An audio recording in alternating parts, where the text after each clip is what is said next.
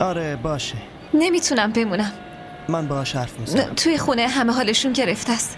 تو آموزشگاه هم نیومدی. اگه میومدی اونجا حرف میزدیم. اگه با حرف نمیزدم دلم خالی نمیشد که. ببین من واسه این میگم که هوا خیلی گرمه. خرم میتونه تو رو تا ایستگاه اتوبوس برسونه. نه من خودم میتونم برم. نه خیر. خرم لطفاً حالا رو تا ایستگاه اتوبوس برسون. باشه چرا که نه. بفهم. به سلامت.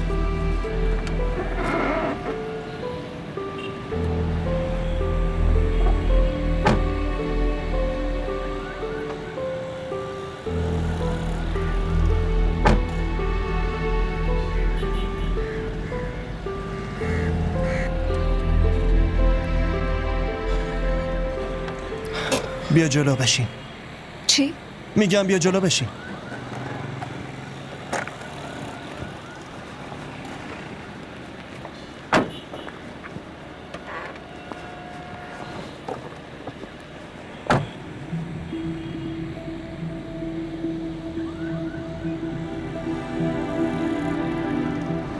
چی شده؟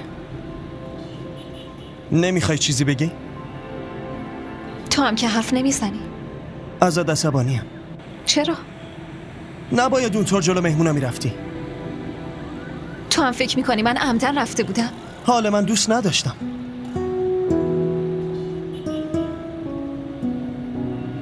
ببخشید. حال من واقعا خوشم نیومد که اونا تو رو از اون نگاه دیدن. حالا چی شده؟ من نمیتونم درکت کنم خورم. میدونی الان تو رو خیلی مهربون و نزدیک به خودم میبینم، ولی توی خونه جلوی همه منو نادیده میگیری. مثل غریبه ها میشی، انگار منو نمیشناسی. اون وقت دلم میشکنه. چرا این کارو میکنی؟ چرا همیشه انقدر خوب نیستی؟ حرف اشتباهی زدم؟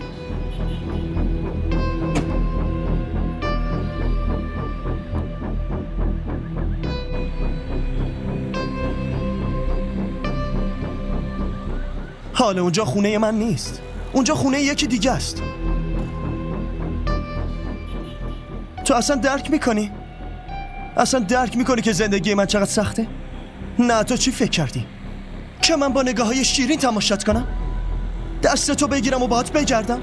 نه من همچین چیزی نگفتم. اما منظورت که همین بود، تو همینو میخوای. سر هر موضوع کوچیک تو دلت میشکنه، بعدش 100 تا سوال جواب میکنی. من تو این زندگی 1000 تا مشکل دارم. گریه نکنی ها؟ اگه میخوای گریه کنی از ماشین پیاده شو. نه من گریه نمی کنم. گریه نمی کنم.